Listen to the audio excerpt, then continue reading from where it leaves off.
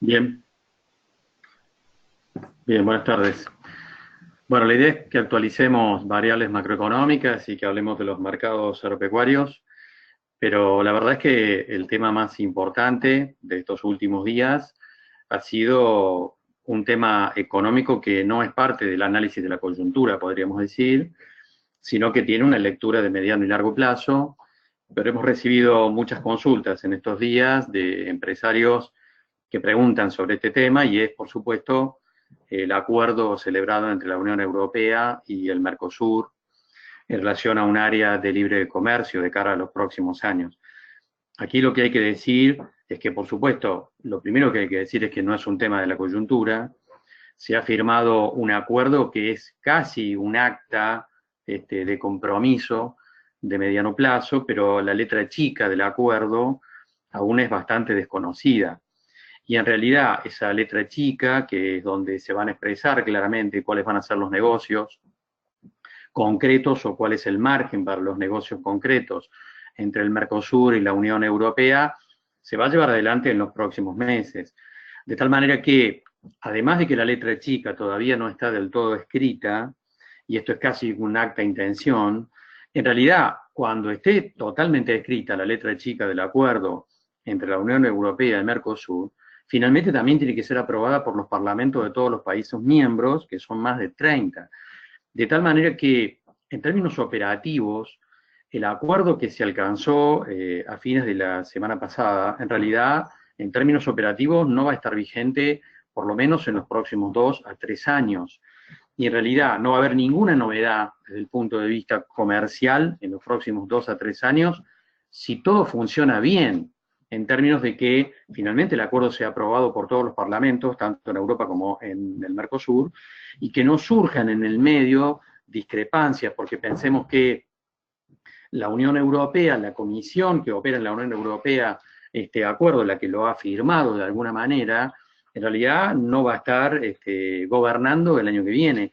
De tal manera que cabe esperar que aún en la Unión Europea haya cambios de política en los próximos meses que puedan dar marcha atrás o pedir rectificaciones sobre lo que está firmado y sobre lo que es parte de la letra chica. A lo mejor surge alguna pregunta después sobre esta cuestión, pero digamos como resumen, que si bien ha tenido una cobertura mediática muy importante este acuerdo celebrado la semana pasada, no hay ningún cambio en el perfil comercial de los negocios entre Argentina y Europa en los próximos 2 a 3 años, por más que todo vaya funcionando en términos operativos en el marco de los acuerdos.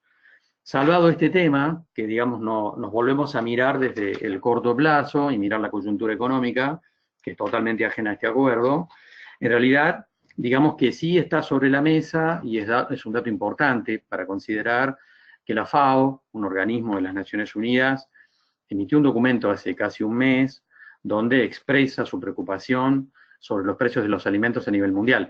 Algo que para nosotros es un dato positivo, por supuesto, en términos de mercado, para la FAO, como organismo internacional, es un motivo de preocupación.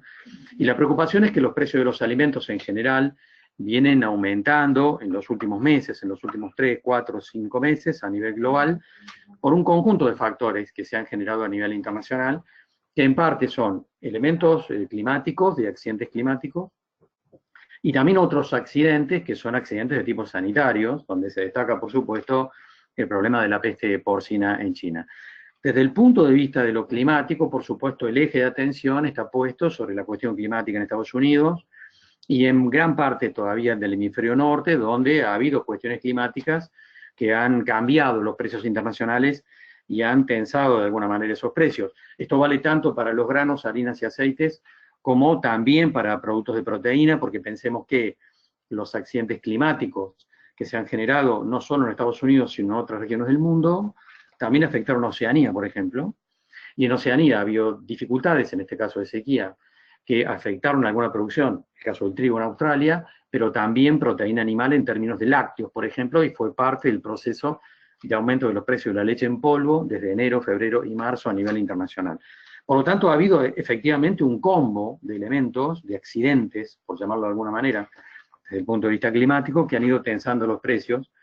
Este es el precio del maíz en Chicago, donde tenemos, por supuesto, la fuerte aceleración que se produjo desde mayo en el precio del maíz en Estados Unidos, y lo cierto es que hay un dato ya convalidado, y es que la ventana de siembra se cerró definitivamente, y hay menos hectáreas que las que se pensaba sembrar, y esto por supuesto tensionó los precios en Chicago y expresa lo que estamos viendo en el gráfico. De todas maneras, hay un factor de incertidumbre aún sobre el maíz en Chicago, que tiene que ver no con la menor cantidad de hectáreas, porque decimos que la ventana de siembra se cerró, sino que está vinculado básicamente con los rendimientos que tengan esas hectáreas, porque habría que decir que preliminarmente todo nos está indicando que lo que se sembró de maíz en los Estados Unidos se sembró tarde y mal. De tal manera que en algún momento el USDA, el Departamento de Agricultura de los Estados Unidos, va a empezar a mostrar en sus informes precisamente los problemas de rendimientos que cabe esperar, donde vemos que ese tema aún no está convalidado por los precios en Chicago, de tal manera que el precio del maíz puede tener en Chicago todavía algún avance adicional en los próximos 2 y 3 meses, en función de cómo vaya apareciendo la información vinculada con los rendimientos.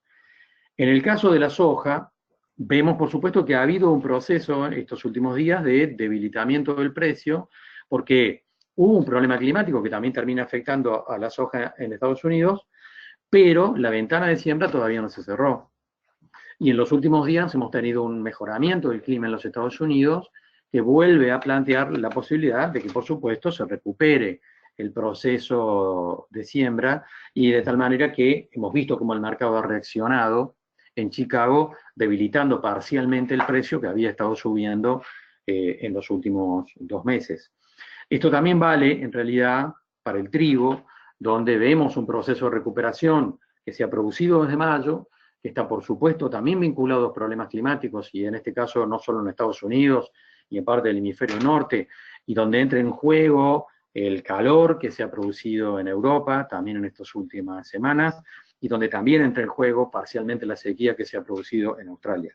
Acá en realidad hay un elemento importante para rescatar, porque la lectura que teníamos mirada desde meses atrás era que el año pasado habíamos tenido muy buen precio para el trigo a nivel internacional, y nuestros productores se habían beneficiado de esto desde la Argentina, porque había habido efectivamente un problema de carácter climático, y suponíamos que iba a haber una normalización de la producción. Y finalmente, en estos últimos 2 o 3 meses, volvieron a aparecer problemas climáticos en otras regiones del planeta que volvieron a tensionar el precio del trigo. Esto tampoco es definitivo.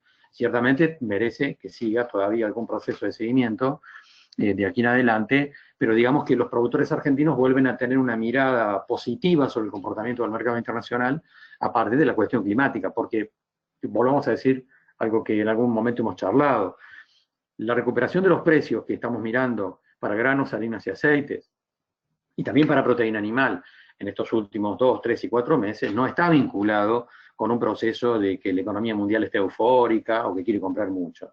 Está vinculado con problemas de oferta relacionados con cuestiones climáticas y sanitarias. La economía mundial no está pasando por ningún momento eufórico para convalidar muy buenos precios en general para las materias primas. En las últimas semanas ha entrado en un cono de sombras, en realidad, porque pasemos de los granos, harinas y aceites a mirar el mercado de proteína animal. Ha entrado en algún cono de sombra la información vinculada con la cuestión sanitaria en China, en relación a la peste porcina, que nosotros decimos tiene un impacto en general sobre todas las carnes a nivel internacional, porque va a haber un desplazamiento en términos del mercado mundial de carnes. Argentina no es un jugador para aprovechar el mercado del sudeste asiático en términos de porcinos, pero sí es obviamente un jugador que va a tener algún rol en el mercado de carne vacuna, y obviamente que vamos a mirar un desplazamiento de los precios a nivel internacional en prácticamente todos los productos. Vale para porcinos, vale para pollos y vale para carne vacuna. Hoy sabemos, por supuesto, que el problema de la peste porcina ya no afecta solamente a China, lo habíamos dicho en algunos informes anteriores, sino que ya está en más de 50 países. Y por supuesto ya es un dato muy concreto que tiene problemas serios más allá de la frontera de China, en Vietnam, en Camboya, en Indonesia, en Malasia, en Tailandia, y que ha entrado también en Rusia. Y de tal manera que estamos, decimos nosotros, frente a un problema serio a nivel internacional. El gráfico que estamos mirando muestra, por supuesto, una estadística anterior, ya de este año, por supuesto, donde se percibe que China es nuestro principal cliente comercial en carne vacuna, y todo indica que, por supuesto, las compras de parte de China hacia el mercado argentino se van a acelerar en los próximos meses. Y este gráfico que vemos aquí, a continuación, muestra también un debate que tenemos ya en el país en relación a lo que va a pasar dentro de la Argentina si se aceleran esas compras, porque pensemos que esta estadística que tenemos en pantalla, que pertenece a CICRA, en realidad está mostrando para el 2019 una faena de hembras del 48%. Este dato ya no es el dato correcto. El presidente de CICRA hace unas 3 semanas dijo que la faena de hembras ya alcanza al 52%, no al 48%. Y todo indicaría, por supuesto, que el proceso de faena de hembras se va a acelerar en los próximos meses, lo cual pone sobre la mesa un debate realmente, sobre la capacidad de generación de terneros en la Argentina el año que viene. Acá hay que mirar esto con atención y decimos que es un tema importante para mirar el negocio de carne vacuna en Argentina, donde expresamos la amenaza y también la oportunidad que hemos estado charlando en estas últimas semanas con muchos productores ganaderos en provincia de La Pampa, en provincia de Buenos Aires, en relación a la oportunidad del negocio, porque hoy el precio de un ternero sigue estando bastante deprimido. Hoy estamos mirando la faena de vacas al parir, inclusive, por esta relación distorsionada de precios, que decimos se expresa tal vez una oportunidad de negocios mirada de cara al próximo año. Todo esto obviamente está planteado desde un problema sanitario inmenso que expresa el problema de la peste porcina, decimos no solo en China, sino en gran parte del sudeste de Asia y en otras regiones también del planeta. Este análisis que hacemos con ustedes todos los meses se expresa como algo así como el armado de un rompecabezas, de tal manera que vamos a pasar ahora a mirar las variables de la economía argentina para ver las otras variables que importan en términos de negocio, ¿no? Este gráfico es el que mostramos siempre, mes a mes, es un dato del INDEC, es una fuente oficial, que muestra el desempeño de 16 sectores de la economía argentina mes a mes, y muestra, por supuesto, el trayecto que ha seguido el proceso recesivo que la economía argentina viene soportando desde mayo a abril del año pasado.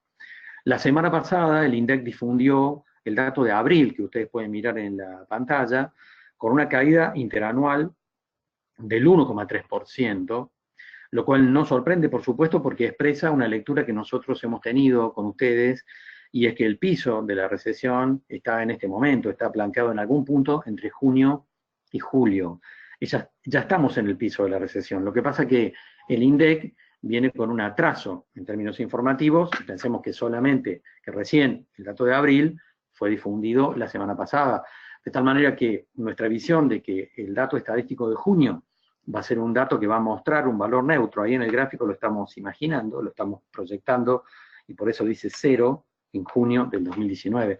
Lo que pasa es que este dato el INDEC lo va a dar a conocer recién entre agosto y septiembre, probablemente en septiembre. Pero digamos que efectivamente la economía argentina está alcanzando el piso de la recesión. Y ese piso de la recesión se explica desde un conjunto de factores, tanto económicos como desde el punto de vista estadístico. Lo que sí tiene que quedar en claro es que la economía argentina ha alcanzado efectivamente el piso de la recesión, pero de ninguna manera tiene por delante un proceso de recuperación muy eufórico. Creemos que decir que estamos en el piso de la recesión es decir, por supuesto, y afirmar que la economía deja de caer en términos interanuales, pero no que el proceso de recuperación va a ser muy frenético. Eso obviamente no va a ocurrir. El proceso de recuperación de la economía argentina va a ser muy discreto en toda la segunda mitad del año y también probablemente discreto en los primeros meses del año que viene. ¿Por qué va a ser así? Bueno, porque la pérdida de poder adquisitivo de millones de personas y la profundidad del proceso recesivo, que ha sido muy dura, limita las posibilidades de que la recuperación sea mucho más agradable o lo agradable que nos gustaría ver frente a todo lo que ha ocurrido. Ahora sí está claro en ese proceso, como lo hemos charlado otras veces, que se siguen confirmando los datos en relación a que el gobierno argentino va cumpliendo sus compromisos con el Fondo Monetario Internacional y los va cumpliendo en términos de equilibrar las cuentas fiscales y también equilibrar las cuentas externas de la economía argentina. Ambos objetivos de corto plazo, como dice la tabla que mostramos ahí, se están cumpliendo. Yo creo que las cuentas fiscales siempre a nivel primario, y creo que vamos a tener un balance comercial este año que va a estar arriba de los 10.000 millones de dólares, que es parte de lo que efectivamente el Fondo Monetario le exigió al gobierno argentino cuando se planteó el acuerdo el año pasado. Queda pendiente, como lo dice el mismo gráfico, las reformas estructurales, que son la reforma laboral y la reforma del sistema previsional, que obviamente el gobierno argentino consiguió en la negociación con el Fondo Monetario que se dilataran para después de las elecciones, y que por supuesto quedan lanzadas de cara al próximo año, gane quien gane las elecciones, el gobierno argentino va a tener que negociar este escenario con el Fondo Monetario. Vamos a pasar a mirar ahora las variables vinculadas a los temas financieros y cambiarios que nos interesan para la toma de decisiones empresarias.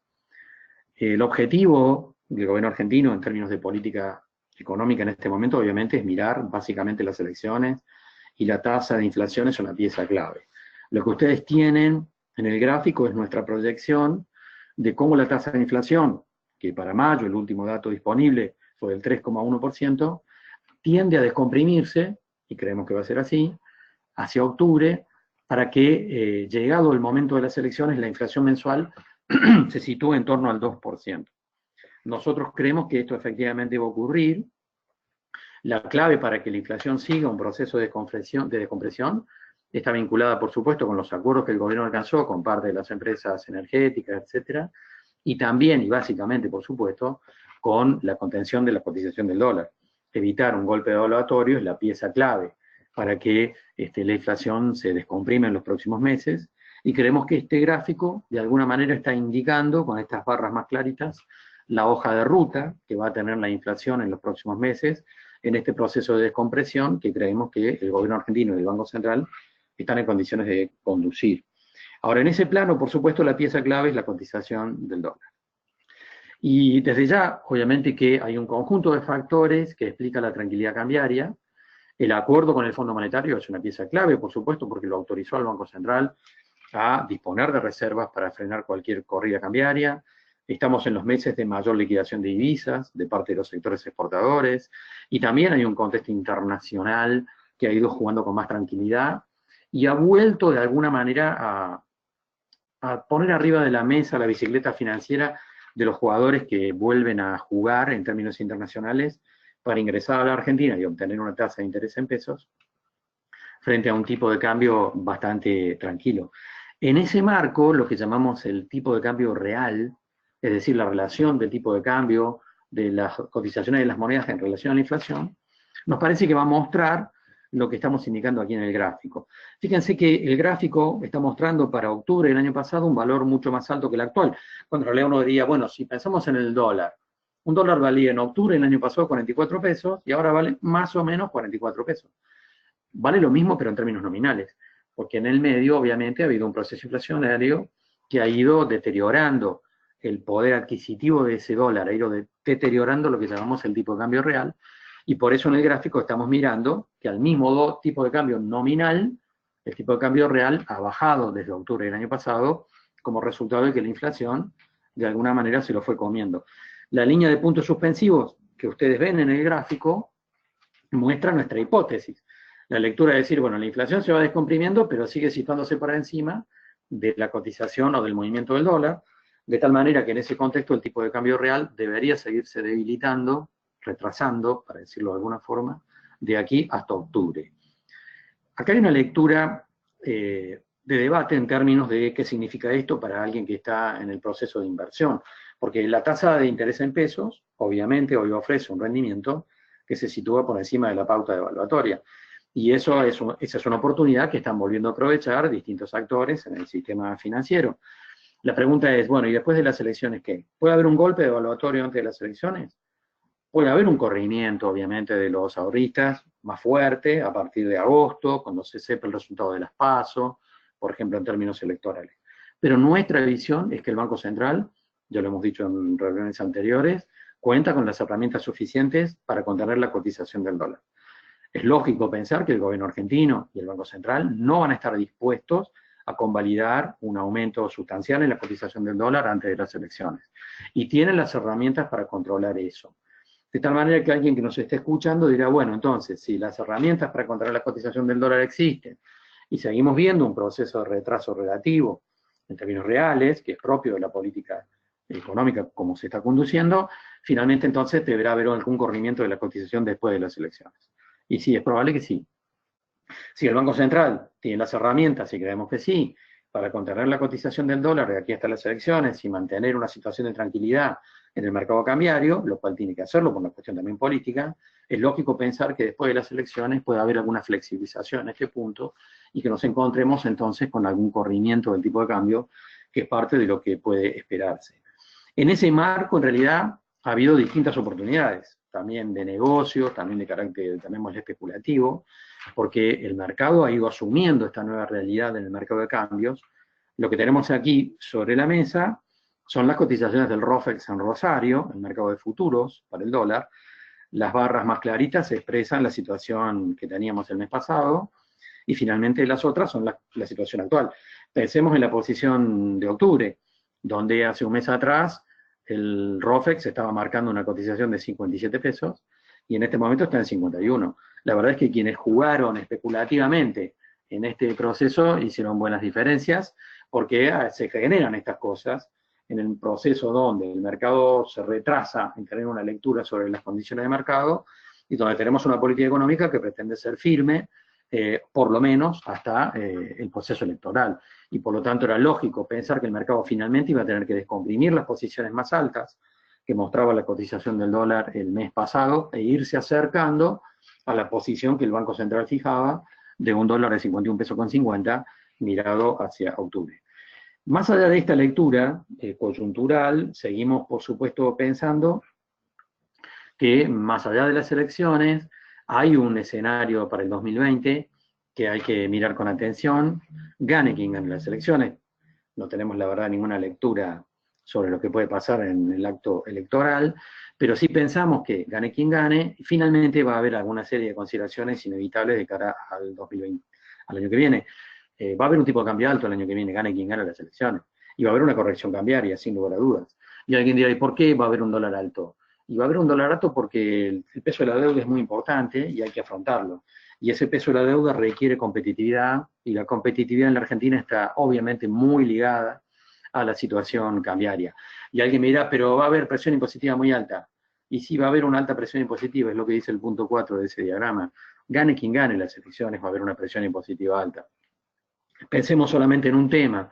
Cuando la última misión del Fondo Monetario estuvo en la Argentina, lo digo medio como en broma, pero en realidad cuando estaba bajando el representante del Fondo Monetario de la escalerilla del avión y lo miraba el ministro Duhovne que lo esperaba, le decía, mira, che, te vas a tener que cambiar esa cuestión de 3, 4 pesos fijos de la retención, la exportación de grano, y me vas a poner un porcentaje como corresponde técnicamente en forma lógica, ¿no?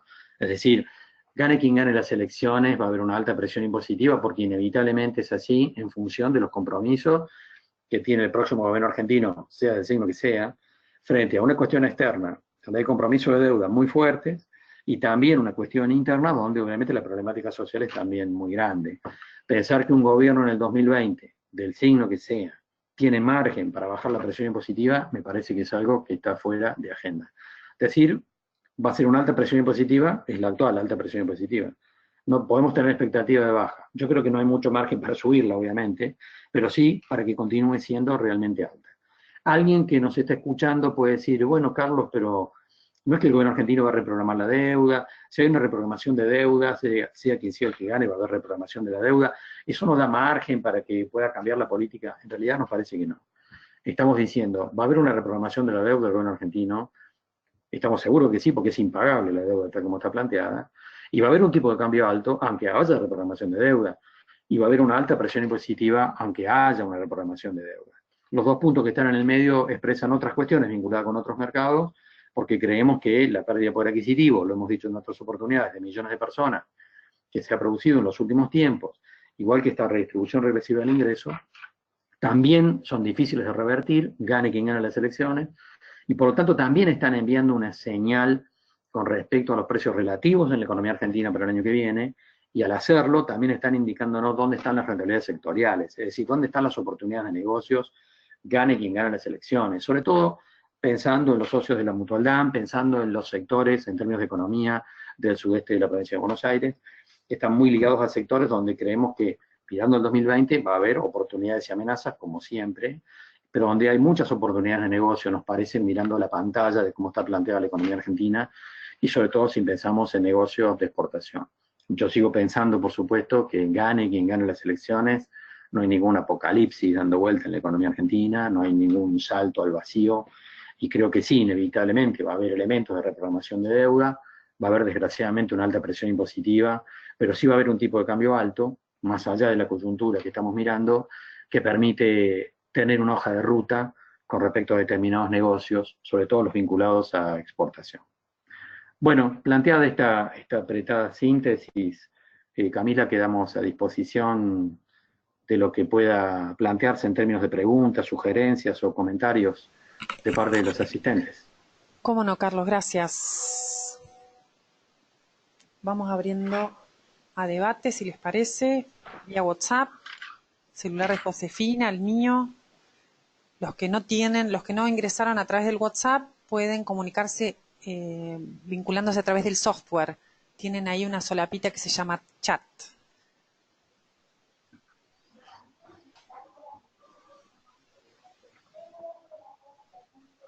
¿Alguna pregunta? ¿Tenemos un presencial? No.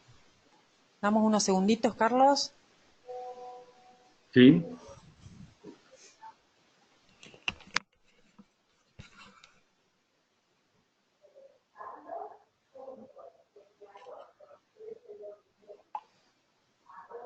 Ahí entra la primera.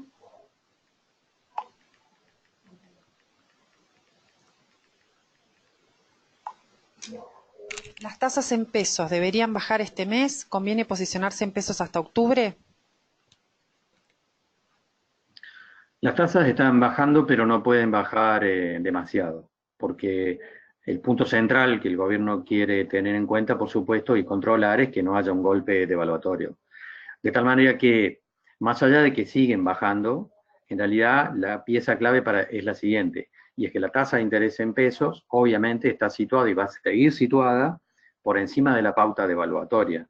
Pensemos que este último mes el dólar cayó casi 5% y la tasa en pesos en realidad en rendimiento promedio estuvo cerca del 4% mensual.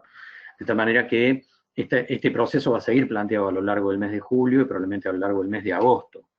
En ese punto, digamos que cada quien juega con su riesgo, ¿no es cierto? Pero digamos que lo más probable es que el gobierno argentino pueda conducir la cuestión cambiaria hasta octubre con relativa tranquilidad, y en ese punto estamos convencidos de que es altamente probable que la tasa de interés en pesos se sitúe por encima de la pauta devaluatoria.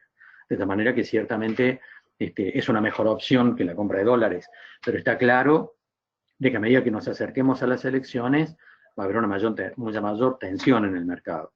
Y por supuesto que el Banco Central, si bien está descomprimiendo parcialmente la tasa de interés, yo creo que no puede ir mucho más allá de lo que ya hizo en términos de bajar la tasa, porque no va a querer correr el riesgo de que parte de los inversores decida pasarse de peso a dólares, al menos no antes de las elecciones. Gracias. Otra pregunta. Créditos a largo plazo, 3 años, pesos a 40%, dólares a 0. Tomar créditos, ¿no? Sí. Yo creo que este no es un momento para tomar créditos, ni en dólar ni en pesos, sinceramente. Creo que hay que esperar un proceso de descompresión. La estructura que hoy tiene la Argentina es una estructura con un cierto nivel de desequilibrio propio del combo de factores que estamos viviendo. Y por supuesto que quien está tomando una deuda en dólares tiene que ser consciente de que puede haber un salto devaluatorio más importante. Sí, no ahora, sino después de las elecciones y mirando el próximo año. Y que va a depender en parte eso de cómo sea el proceso de renegociación de la deuda que tenga el gobierno argentino el próximo año con el Fondo Monetario Internacional y también con los bonistas. Que este es un momento muy delicado para la toma de créditos. Sinceramente creo que no es el mejor momento para tomar créditos, ni en dólares ni en pesos. Gracias, Carlos. Otra pregunta. Préstamos suba. ¿Hay alguna acción prevista por parte del gobierno que vos sepas? No. Sé que es un tema que se está estudiando porque hay muchísima presión. Y el gobierno está sintiendo que tiene en ese tema una debilidad que le puede jugar en términos políticos. Sé que hay un estudio, que se está estudiando alguna decisión para tratar de comprimir la situación, pero formalmente hoy no hay nada arriba de la mesa. Perfecto. Acá tenemos otra. A ver, es larga. ¿Aumentaría o bajaría la presión vía retenciones en el escenario del año próximo? Si se estima que aumenta la competitividad por devaluación en 2020 y eso mejora las posibilidades exportadoras del campo, ¿eso neutralizaría la mayor presión impositiva al incrementarse la recaudación por mayor volumen exportador? Sí, en realidad están claras las dos cosas. Primero, como decimos, que va a haber un tipo de cambio real alto, porque la Argentina tiene que pagar sus deudas a nivel internacional y necesita ser competitiva, y esa competitividad viene obviamente ligada a un tipo de cambio alto. Un tipo de cambio alto obviamente expresa la posibilidad de un gobierno de poder recaudar vía retenciones también a un sector al cual le está brindando ese tipo de cambio real alto. Esa sería una lectura lógica si ganase la oposición política, digamos. Pero en realidad también es una lectura lógica si la pensamos desde el propio gobierno argentino actual, que tiene, como decíamos hace un rato, una fuerte presión de parte del propio Fondo Monetario Internacional para que abandone este mix que estuvo jugándose de poner una retención con un componente fijo en pesos. Creo que la presión del Fondo Monetario, que ya existe, va a ser efectiva después de las elecciones, aunque gane Macri. Y particularmente creo en ese punto, digamos, que es muy difícil decir de cuánto puede ser la retención, pero está claro que a un tipo de cambio real alto va a haber una retención a la exportación para todos los productos que son parte de la misma canasta de exportaciones. Y creo que eso va a ocurrir, por supuesto con algún margen de diferencia que pueda estar planteado, gane quien gane las elecciones. Creo que eso va a estar claramente planteado. Ahora, igualmente, decimos, es presión impositiva alta, y por supuesto para los sectores que generan divisas, y ahí está el sector agropecuario, pero creo que en ese punto el sector agropecuario va a contar con el beneficio de este tipo de cambio real alto. Desgraciadamente no hay mucho margen para otra cosa, tengo esa impresión. Bien, tenemos otra, Carlos. ¿Escuchaste hablar del bono dual que sacó la provincia de Buenos Aires, que ajusta por en pesos y en dólares, o sea, inflación y dólar? ¿Tuviste oportunidad de No verlo? tengo mayor información sobre ese bono. No, Perfecto. la verdad es que no. Bien, no hay problema. Bueno, creo que estamos cerrando.